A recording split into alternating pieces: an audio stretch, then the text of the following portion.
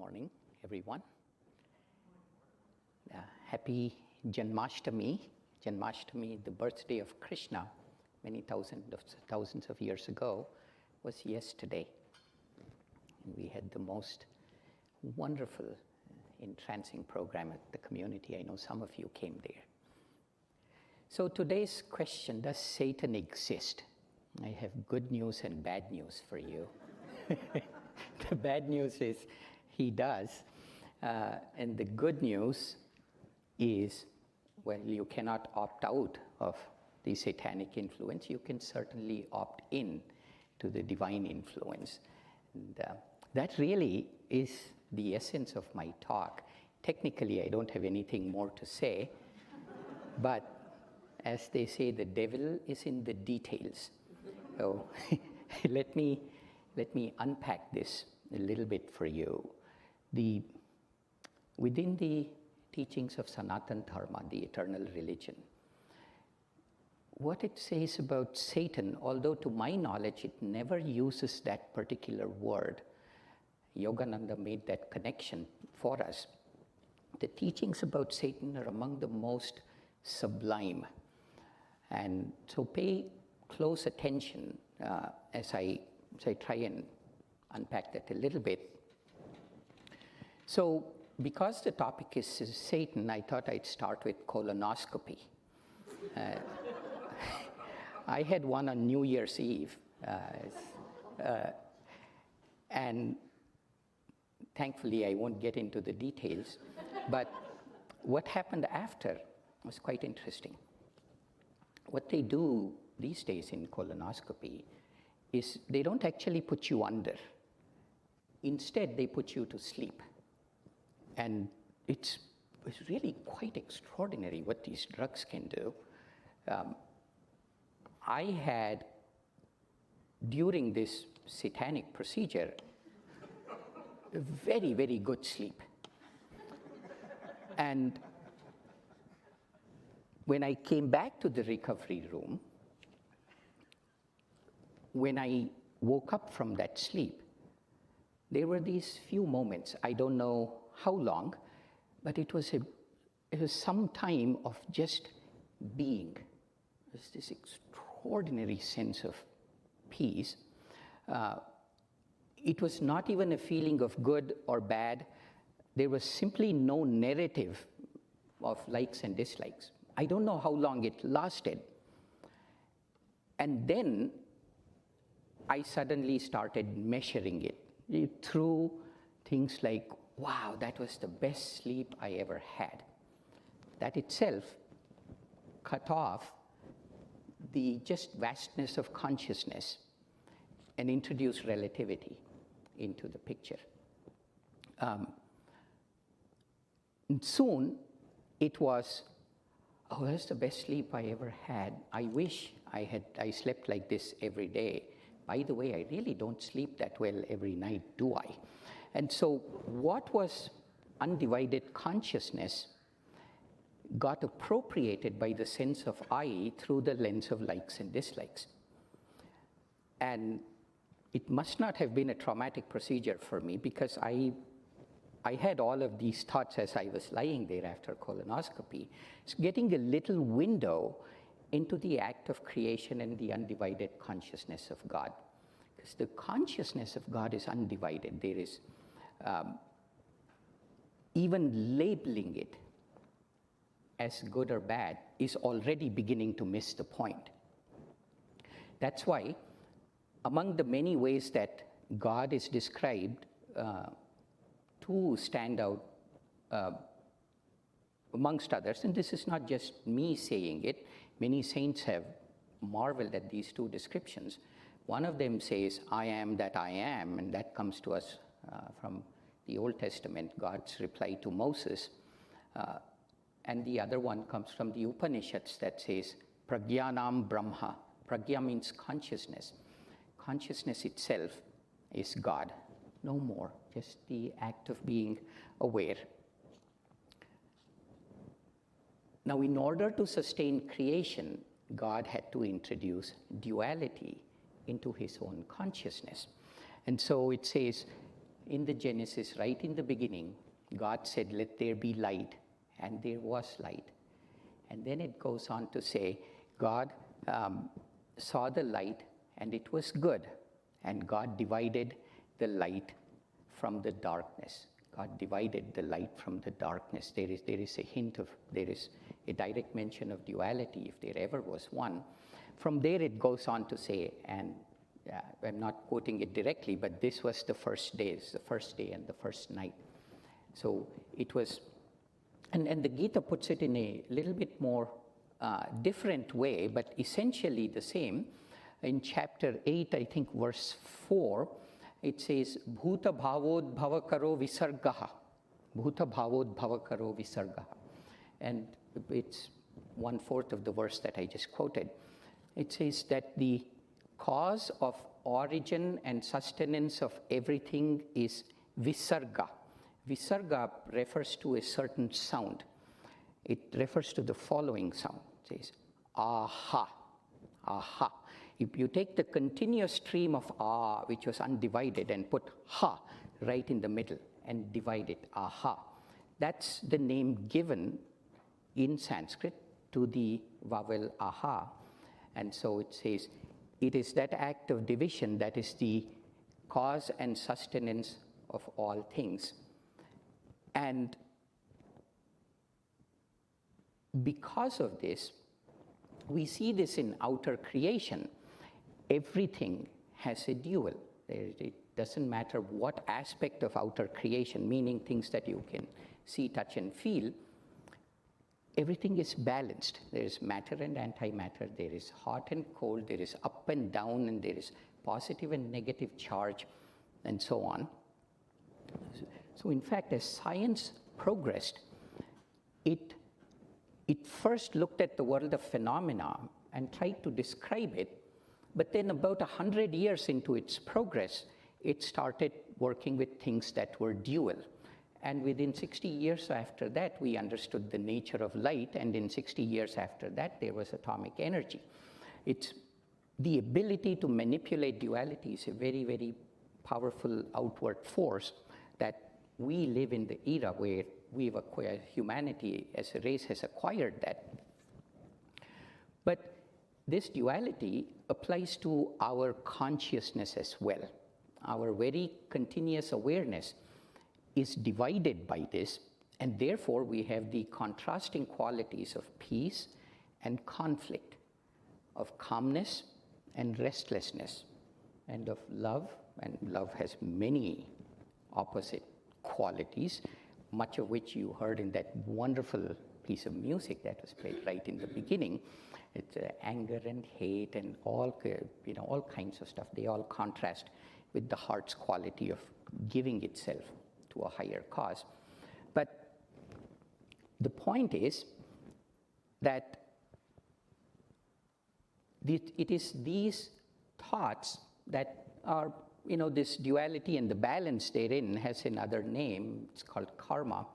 And in fact, the Gita verse that I quoted, I'll quote that again and finish it. It says, Bhuta bhavod bhavakaro visargaha karma sangjitaha. It says, the origin and sustenance of all things, which is the duality, is what the wise ones call as karma. So that's kind of how all of these fit together. Now, this is the easy part. I told you the teachings about Satan are very, very sublime. Now is where it gets very interesting.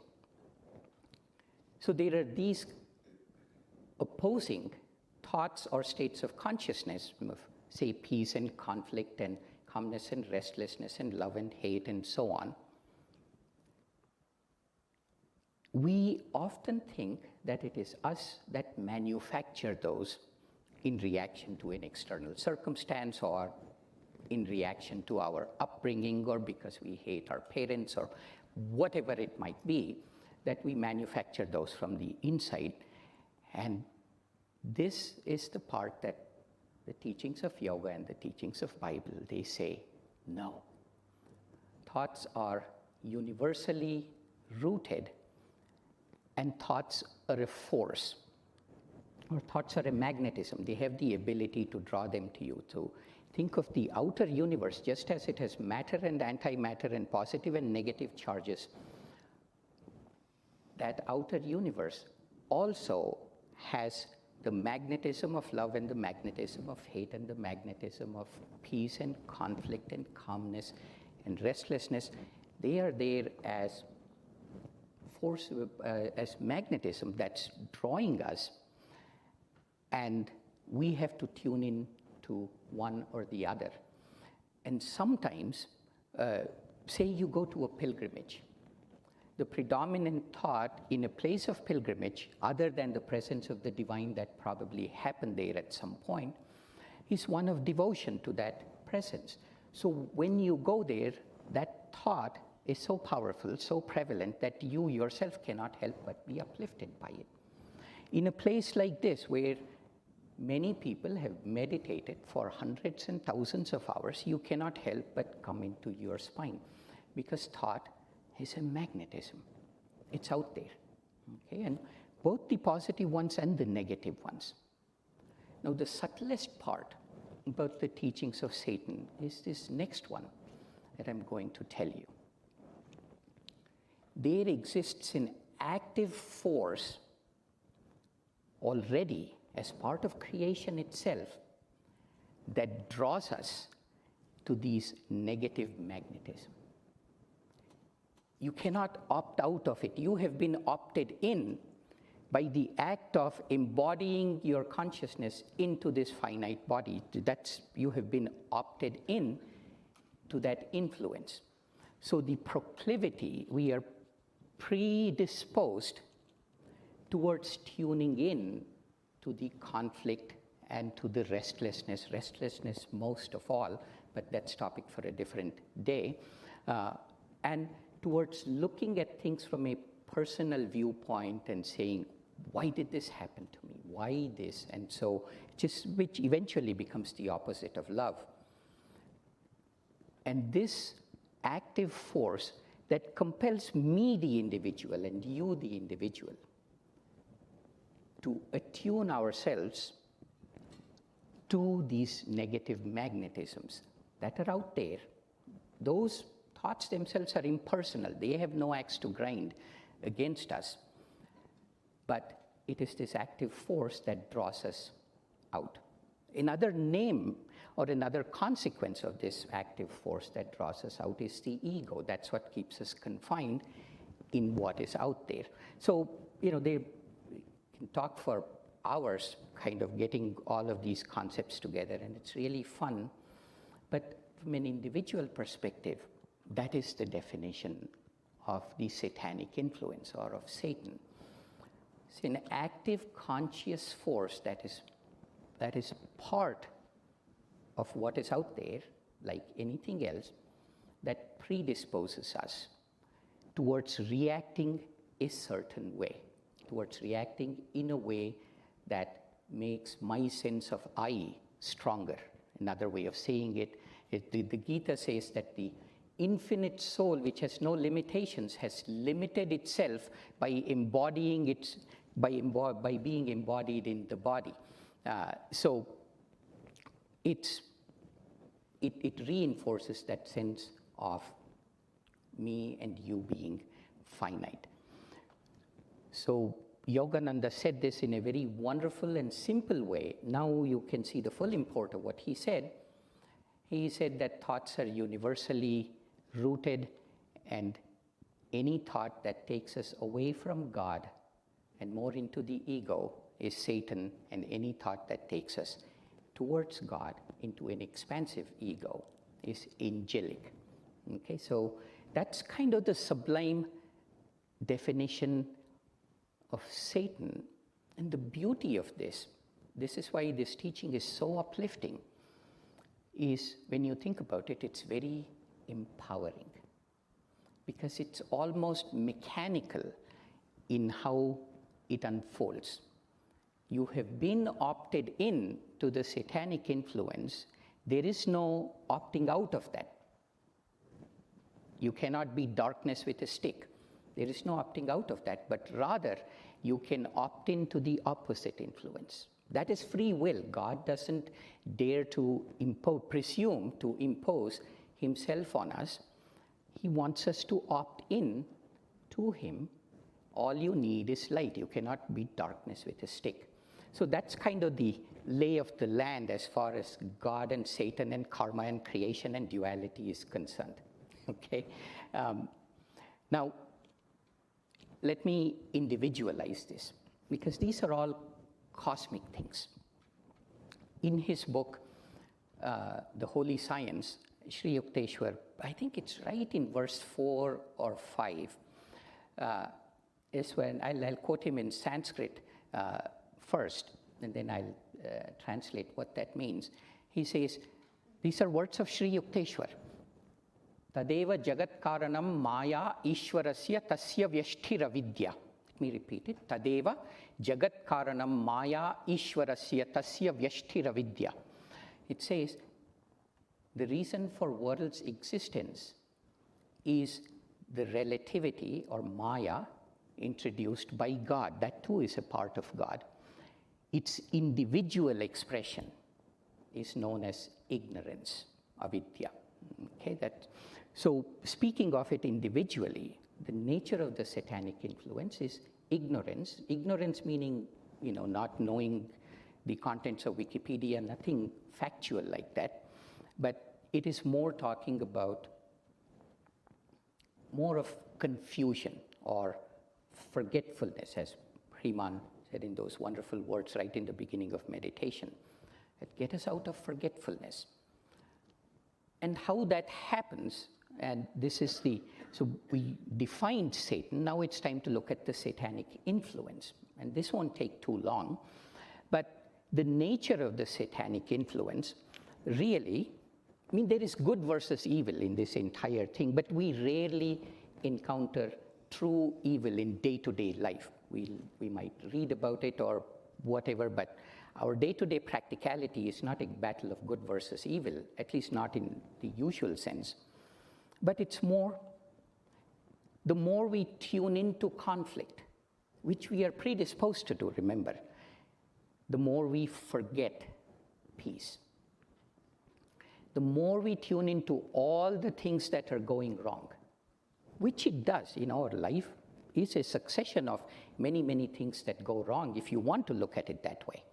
The more we tune into it, we are no longer aware of all the things that are going right, not only in the midst of wrongness, but the wrongness itself is a call to do things a different way. So we don't tune into that particular lesson. But there's a very good friend of mine, and she takes care of both her parents. The dad turned 100 years yesterday, and the mom is 97 years. And she takes care of both of them. And as you know, when taking care of people that are that elderly, it's a succession of things going wrong. There is a infection one day and a heart palpitation the next day and a fall the third day, and it's a succession of this, and she's been doing this for at least 3 or 4 years. But what's extraordinary is the kind of thoughts that she's attuned to as she does this. Every time I call and ask, okay, how's your dad doing, or how's your mom doing? She says, oh, he's doing really well. He's a bit of a complainer, like a little boy. He has a bit of a fever and he makes a big deal of it, but he's doing well. And sure enough, the next day he's better. She's never drawn into all the ways. My goodness, 100-year-old man has the flu. What if it gets into his lungs? That is the reality. It's not that should be ignored, but it is what you tune into.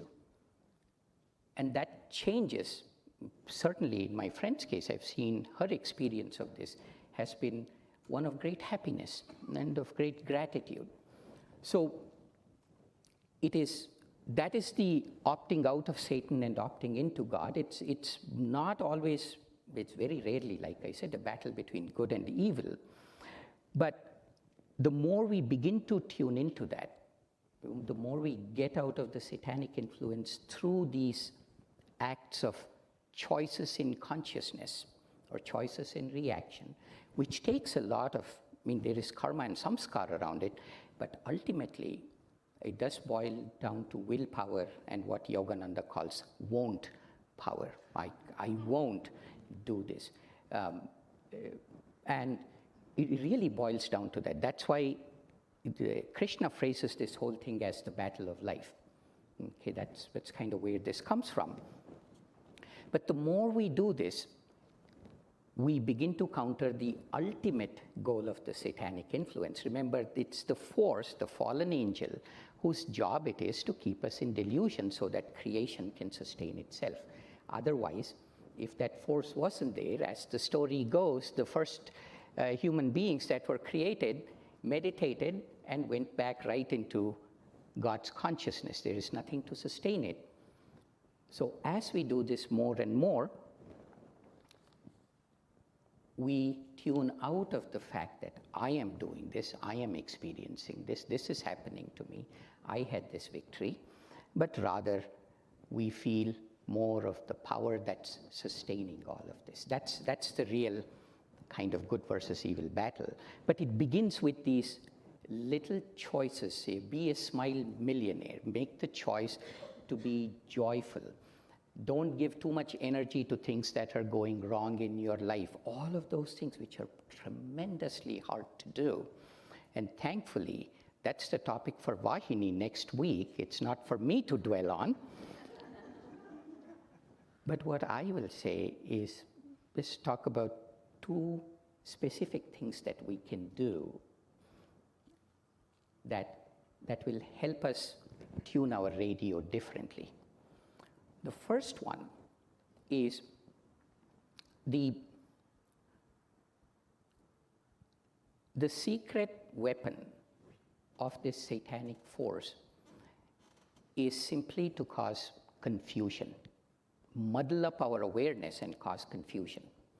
So almost, today is August 17th, just about 4 weeks ago, almost exactly 4 weeks ago today, Riman and I were being driven up from the Himalayas down into the plains. These are the plains that go along the Ganga River watershed, the Ganges River watershed. And so as you go in the northerly direction, west and north along these, which is the direction we were going, we were following the river. And there is a practice in India that happens around July where millions and millions of people carry 2 empty pots on their shoulders, and it's on a stick, it's on a big pole, and 2 pots are hanging, and they walk anywhere from 10 miles to 250 miles. They walk with this to a very particular place on the Ganges River near a city called Haridwar, in a city called Haridwar, and they fill up these water pots with the water of the Ganga River from that spot and walk all the way back, this time with filled pots, and some of them do it bare feet, some of them do it with open-faced slippers, because that's the convention for swamis. They become renunciants during this time, men and women, children too, they do this.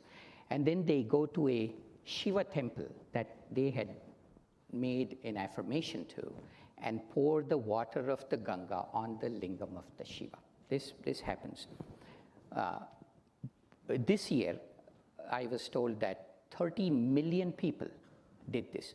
They've blocked an entire section of a very important national highway to make room for these people. It was pretty extraordinary.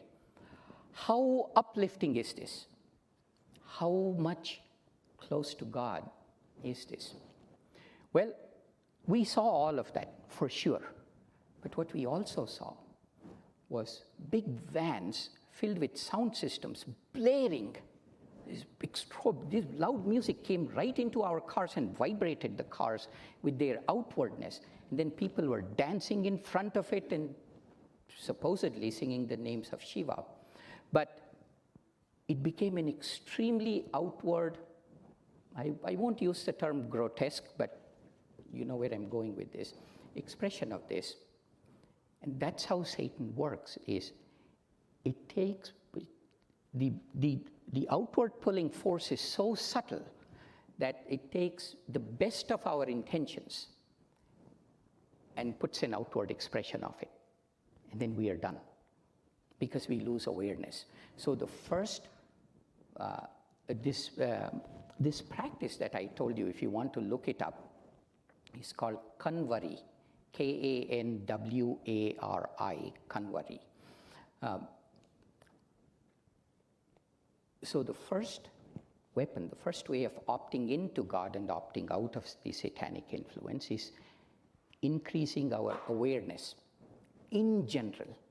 And it comes in small forms. When you do a prayer, don't do Heavenly Father, Divine Mother, Friend, Beloved God, and all the while thinking of lunch, but do it with awareness. Heavenly Father, what does it mean? And feel that. Something as simple as this is a direct counter to the outward pulling force. That's why Yogananda, if you read through his writings, Yogananda and Swami Kriyananda, the founder of Ananda, their writings are filled with the importance of concentration and awareness. How do we develop it? Well, there's many, many things that you can do, but the simpler ones is anything that numbs our awareness, whether it's in the form of drugs taken for no reason at all, or alcohol, or oversleep. That's another one. In attachment to sleep is a built-in satanic influence. That's the nobody does anything and then Satan makes money. You know, it's oversleep is a big one. The kind of foods that we eat, they all have an influence on our awareness. So pay attention to those. Then the second aspect of that is the less energy we spend on ourselves and more energy on others, the more our awareness increases in this deeper sense of the word, because we are expanding the ego. So service is an important one. And then the final one, and I'll finish my talk with this, is the second thing that you can do is meditation. Meditation is the direct anti-Satan, because it moves the energy up the spine, whereas the satanic influence works by magnetizing the energy down, and as it comes down, it flows out.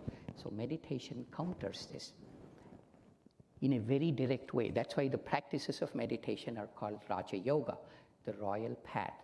So a daily practice of meditation with the behavioral changes that increase awareness, those two in combination are among the most direct methods that we have to counter the very force of creation itself and walk back into our true destiny as children of light. Om Shanti. Amen.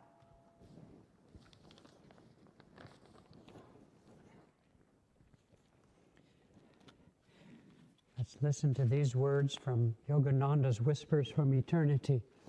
Demand to be freed from self-created evil habits and temptations.